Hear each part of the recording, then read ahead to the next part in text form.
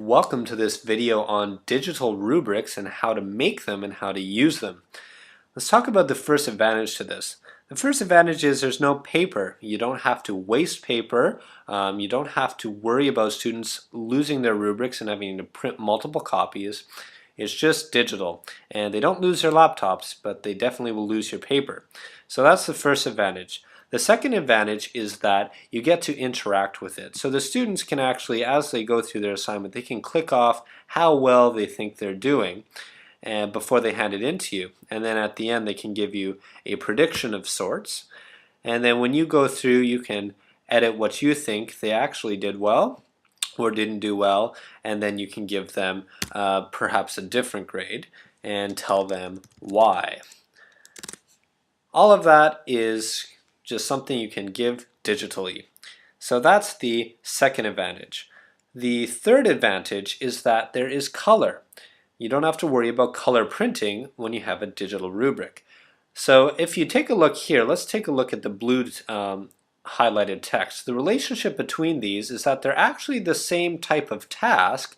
The only difference is in how well the students do them. So here they commented on how effective science is, here they stated how effective science is, and then here they described how effective science is. So really only the command term changed.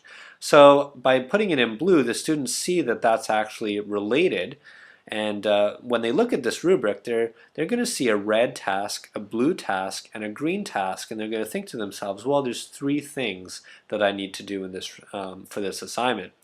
That would be different than looking at all of these 8 different boxes if they were black and white. They wouldn't see the relationships between them over these different grade levels. So that is another advantage to this.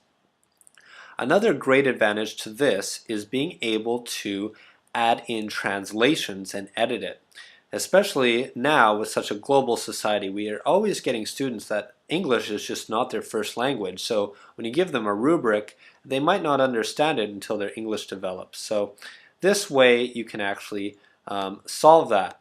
So if you look right now, I can't highlight anything. I can only click on and off. So we have to make it editable. So to do that, you're going to have to simply go here, and you only have to do this once to enable it because it's just not a default. And then you scroll down to Developer, and that comes up. And the reason we can't change that is because it's protected. So we unclick that, and then you can edit and highlight and copy and all those types of things. So the advantage is you go to Google Translate and you paste something in, and you get this out. So like traditional Chinese, say you live in Taiwan, and then the student can just write that down there. Now I'm sure the Chinese is quite a horrible translation, but it will give them a good idea, especially if they have no idea what the English means. So now they can't check. If you click there, nothing's going to happen. So all you have to do is click Protect Form again, and then it's checkable. So you just have to sort of show your students this. But this is a great way to differentiate as well. So I'm going to unprotect it now, and I'm going to show you how did I make these boxes.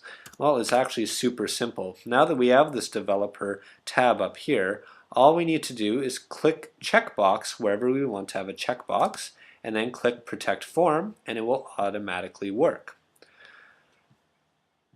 If you want to have typing, like I did down here, instead of pressing checkbox, you're going to type in text box.